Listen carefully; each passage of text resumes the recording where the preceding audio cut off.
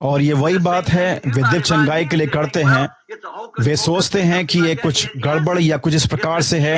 ये नहीं है जिस बात को परमेश्वर ने सत्य के रूप में बताया होता है। ये उस बात में वास्तविक शुद्ध विश्वास होता है और उस बात से लंगर डाला जाता है। जब लंगर पड़ जाता है, कुछ भी चीज उसको वहां से हिला नहीं सकती, वो वहीं पर टिका रहेगा। अब इस बात को समझाने का एक आसान तरीका है। विश्वास एक परमेश्वर की ओर से प्रकाशन होता है। अब विश्वास एक प्रकाशन है, इसलिए मैं वहीं पर कुछ क्षणों के लिए रुकना चाहता हूं। ये एक प्रकाशन होता है।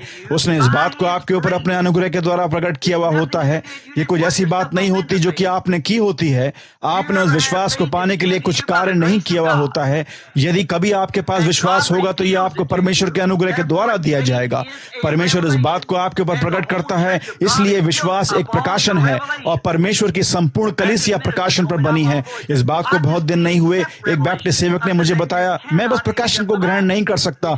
मैंने कहा, फिर आप बाइबल को ग्रहण नहीं कर सकते, आप मसीह को ग्रहण नहीं कर सकते, क्योंकि वो परमेश्वर का प्रकाशन है। वो देह में प्रकट परमेश्वर है, इसलिए परमेश्वर की संपूर्ण कलीसिया प्रकाशन पर बनी है। मैं विश्वास करता हूं यीशु ने पतरस से कहा, लोग मुझ मनुष्य को क्या कहते हैं, मनुष्य के पुत्र को क्या कहते हैं। वो अपने चेलों से बातचीत कर रहा था और कुछ कहते हैं कि तो एलिया, मूसा, भविष्यवक्ताओं में से एक है या यर्मिया है।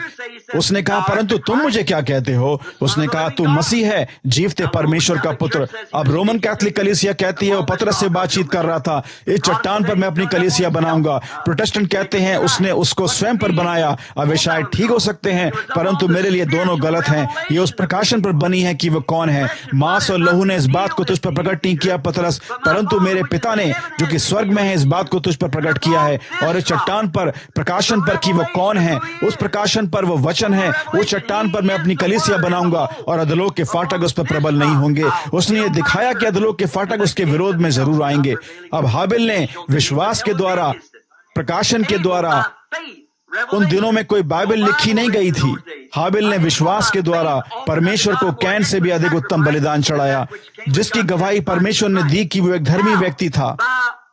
कैसे? विश्वास के द्वारा, प्रकाशन के द्वारा हाबिल ने परमेश्वर को एक अति उत्तम बलिदान चढ़ाया, क्योंकि ये बात उस पर प्रकट की गई थी कि ये खेत में पाए जाने वाले फल नहीं थे, ये लहू का मामला था।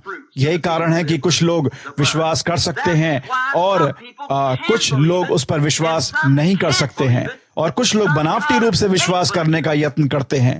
लोगों की सभा में जब प्रार्थना पंक्ति आगे आती है, आपको पता पड़ेगा कि कुछ वे सब अच्छे लोग होते हैं, कुछ उनमें से विश्वास करने के लिए जोर लगा रहे होते हैं, इस बात में अपने आप को लाने का यत्न कर रहे होते हैं।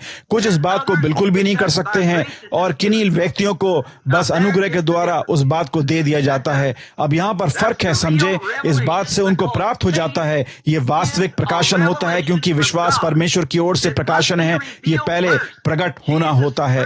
यीशु मसीह इस बात को स्पष्ट रूप से कहता है, और उसने इस बात को स्पष्ट रूप से प्रकट किया जब उसने कहा, कोई भी व्यक्ति मेरे पास तब तक नहीं आ सकता जब तक कि मेरा स्वर्गीय पिता उसे मेरे पास खींच न लाए, या मुझको पहले उसके ऊपर प्रकट न करने दे। आपको इसको पढ़ना चाहिए। संत याकूब या संत यूहन्ना 44 से 46 में लिखा हुआ है। वे नहीं जानते थे कि वे कौन था। उन्होंने सोचा कि वो बस एक साधारण मनुष्य था। उन्होंने उसको वैसा ही सोचा जैसा कि आज लोग सोचते हैं। कोई भविष्यवक्ता था, वो भविष्यवक्ता था या वो एक साधारण मनुष्य था, परंतु वहां पर उसके विषय में और अधिक बात थी।